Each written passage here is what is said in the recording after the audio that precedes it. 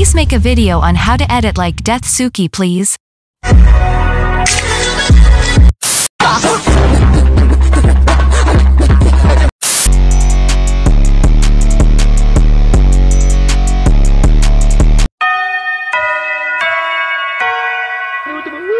So Grizzly, if you're not watching this video, I'm kind of sad because I made this for you.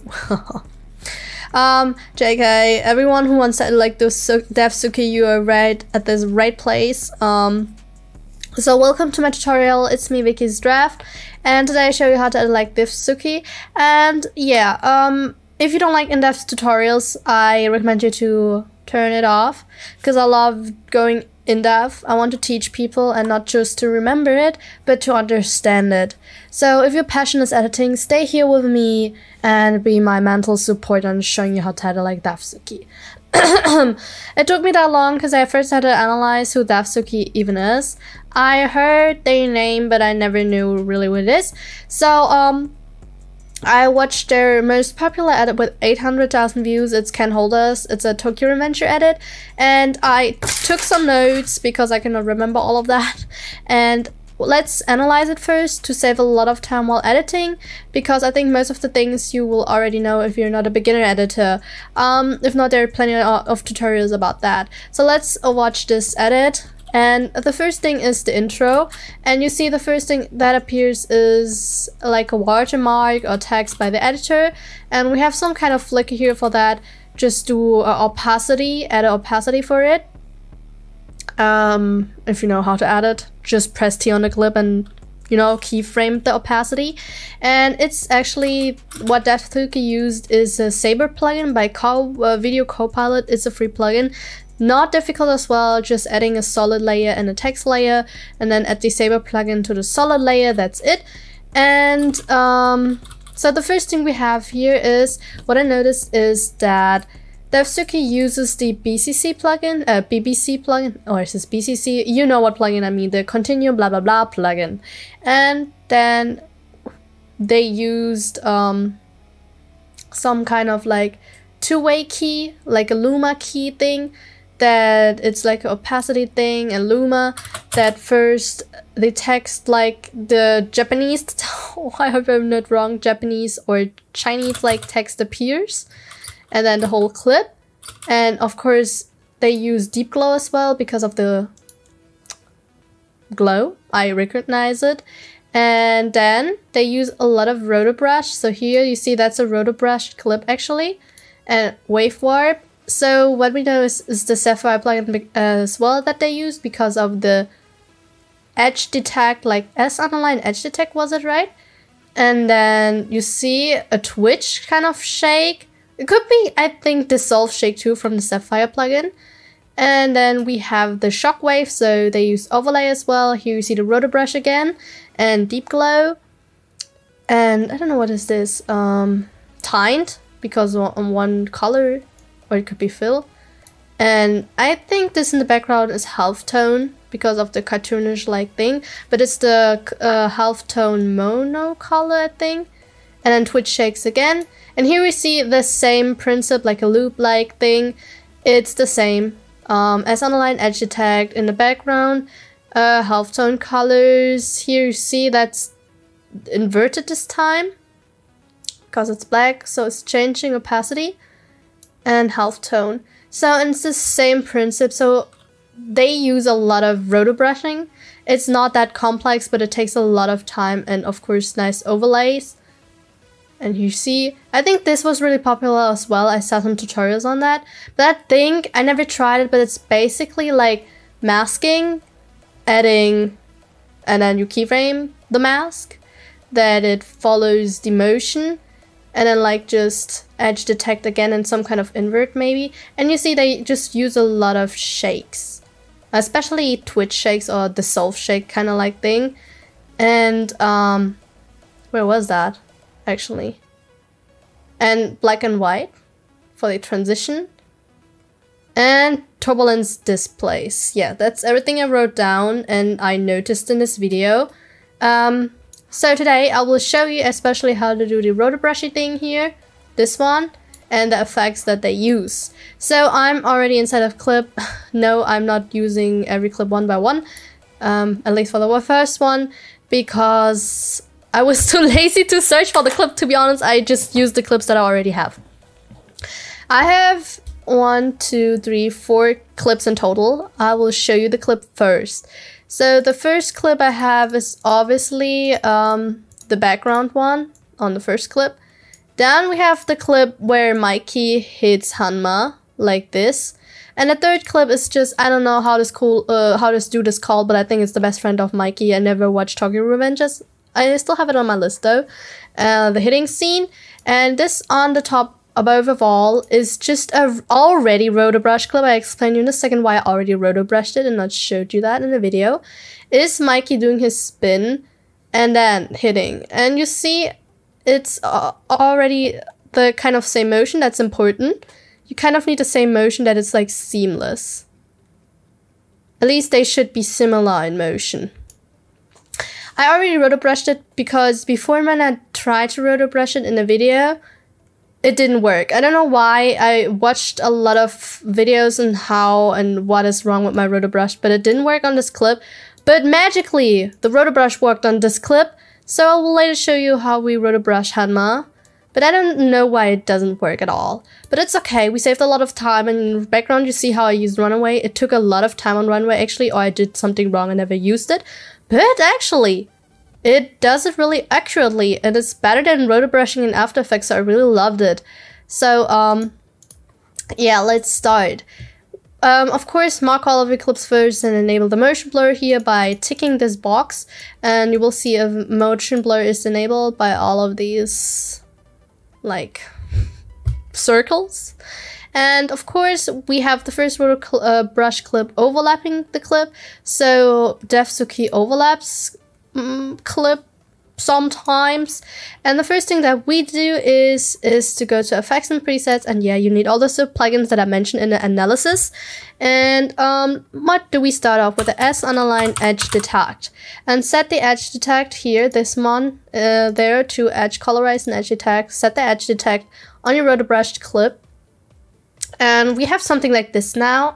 For this, we set the effect from RGB edges to mono edges because we wanted just to be a one colorway. Then we set the brightness a little bit higher that the glow comes out better later and in the result. Then go to effects and presets and search for oh my god, what's wrong with my voice today?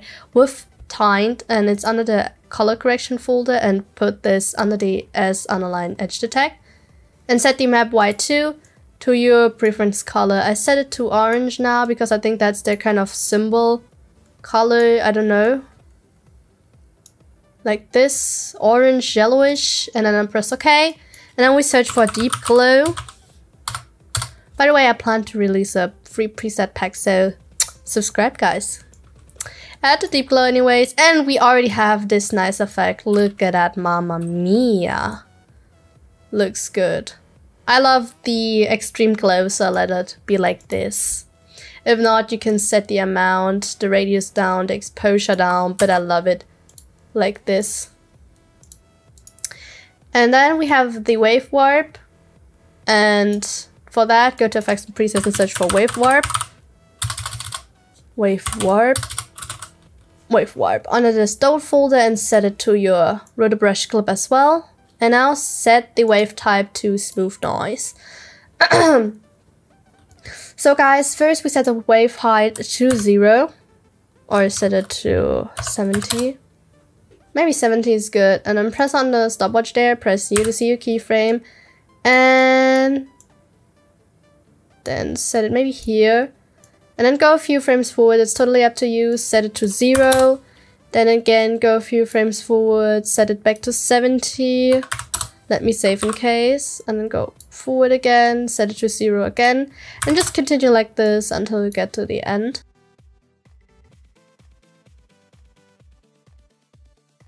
I think that's good. That's okay. Maybe but I do this closer and do just like this. This is good. And now we have to work on the opacity. For that, I press T to amount the opacity. Press on the stopwatch on opacity and set this way back there with a 100% and at the start. We set it to 0. And then we have something like that. Oh, sorry. Something like that. And this looks good. So we are already finished, basically, with the first clip. But now let's add the stuff here. So what am I doing? On the second clip, this clip is too much to the right. Move on to the second clip first. And for this, let's start with adding our shockwave first, because they use a shockwave. And for that, let me import a shockwave. You find any kind of shockwave overlays on YouTube. I downloaded 3 because I was not sure which one to use. I mean, I downloaded 2. I tried with this one, add it there. And then of course we have to resize it first, that it fits to our clip. Scale it down. Here on the right, here on the left we see helpful shortcuts. And I put this, that it fits here. And I make it bigger maybe. We're gonna scale it later. And then I go to toggle switch modes. If you are here, if your timeline looks like this, press on toggle switch modes until you see this modes here. And then I set it to add. And then we have something like that. And make the speed faster. Time stretch, and maybe on 60. That we have it faster.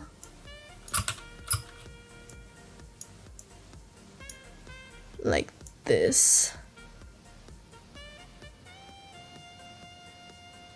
And I cut it here with Control Shift and D or Command and Shift and D. And the next thing we do is go to Effects and Presets, search for Tint, and set it here. Set it on the overlay, of course, the tint. And then here we can change the color, map white to, it depends on which color your clip has, your overlay.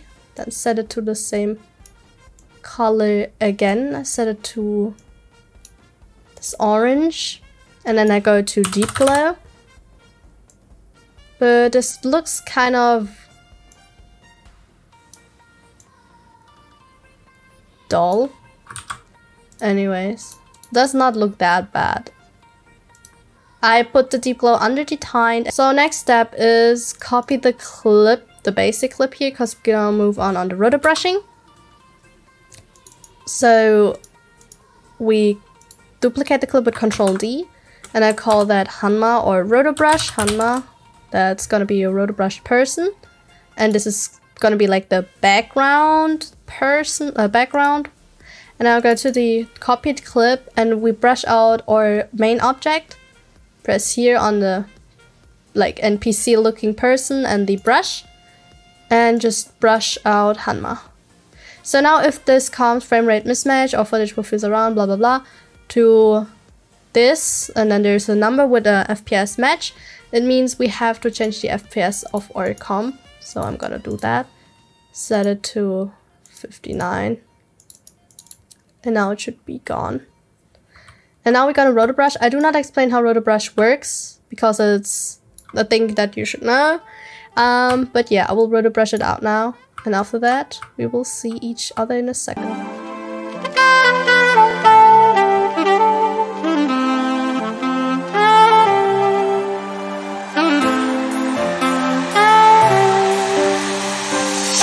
After rotor brushing it doesn't even have to be perfect because I tried to make it perfect, but you don't see the whole clip anyways. Go to Effects and Presets, search for S underline edge detect. S underline edge detect, and set this to our rotor brush layer. And now it will look like this. Cool, right? We don't see the whole thing, but it will change in a second. Wait a minute. Now we do the exact same thing. Oh, not the colorize one, this was the wrong one. Edge detect, and then set it to mono edges again. Set the brightness high. And then we go to tint. Set it here and set the color to our preference color again.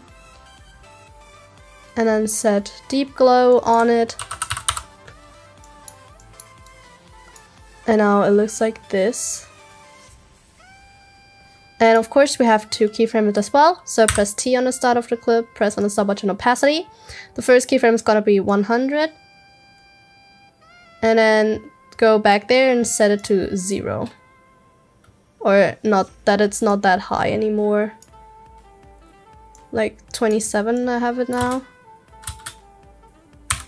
And now we come to our motion. So for this, we make a right click on our clip, timeline new, and create a null object. I drag it down here. Cut it with Ctrl Shift and D or Command Shift and D that it fits to the duration of our clip.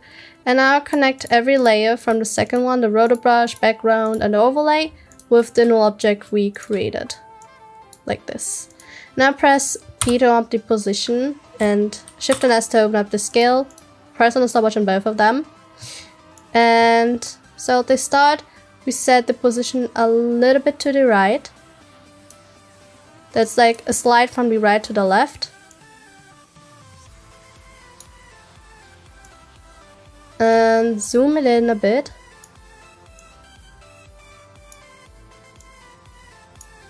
That's like this. Whoop. And then mark your keyframes and press F9.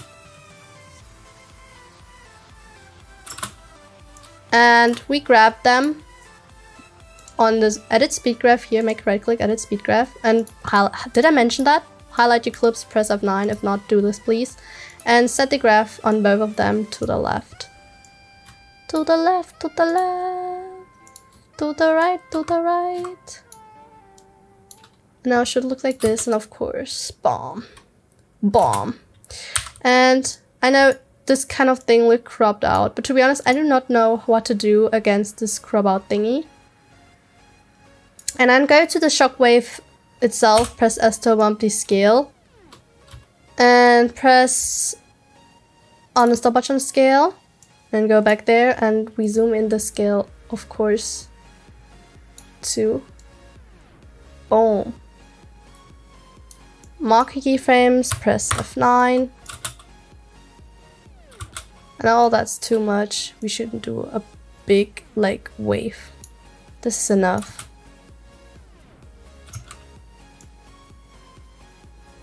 And now let's add a twitch shake. So for that, make a right click on timeline new, create an adjustment layer. I copy the adjustment layer, Ctrl D, because we need another adjustment layer for later. First, cut the one with Ctrl Shift and D that it fits to the duration of our second clip. And put it above the null object layer, but under the rotor brushed first clip and under the third clip. Now go into effects and presets and search for Twitch. You need this, it's a plugin. Add it to your adjustment layer. And press on stop button amount on 100. You can set it higher and set the speed to 30 or what number you want. And go to enable and enable slide. And now we press U to see the keyframe, we go back where we want the Twitch to end and set it to 0. Mark your keyframes and press F9. And boom! Already finished here. And now let's add the turbulence displays on our shockwave. So for this, go to effects and presets and search for, let me say first, turbulent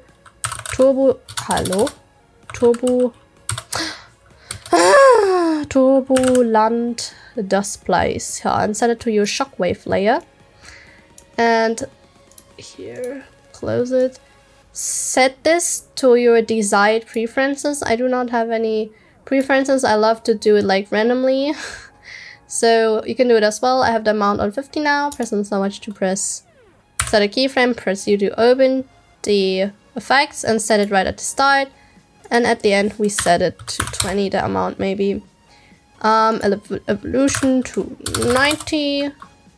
And then set that.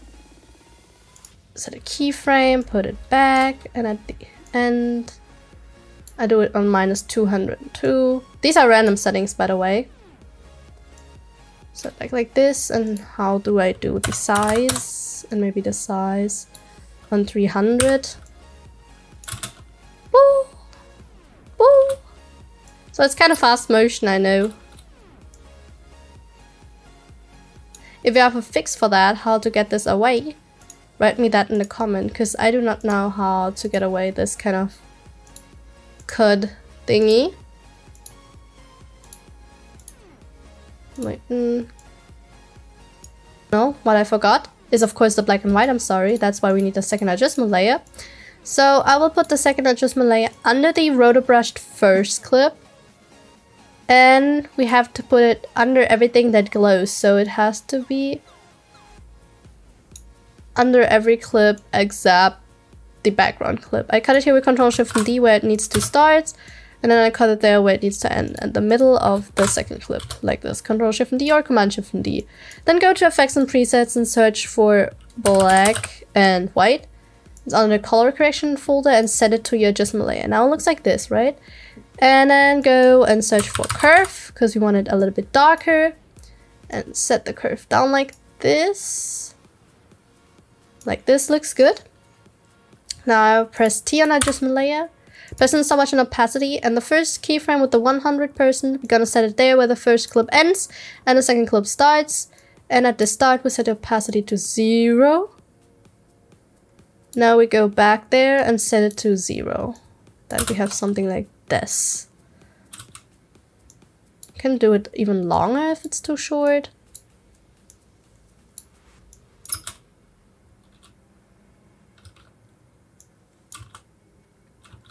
And we can go to Effects and Presets and even search for the halftone. It's called S_halftone. And you could set it to your adjustment layer as well. And then you have something like that. Just set this dots frequency higher.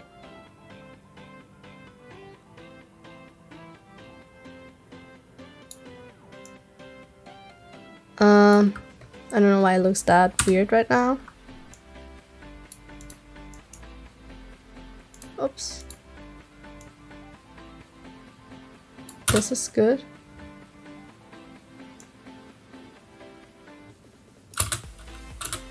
So. But no, I like it without the as halftone. And now let's do the same thing on the second clip. I will not explain on this anymore, but you can watch me doing that. I just speed it up a little bit, or I do it, I'm not sure, maybe I do it without a speed up, but you can change it in the YouTube settings, because it's like the same process like in the first one, like here. So now just watch me doing that.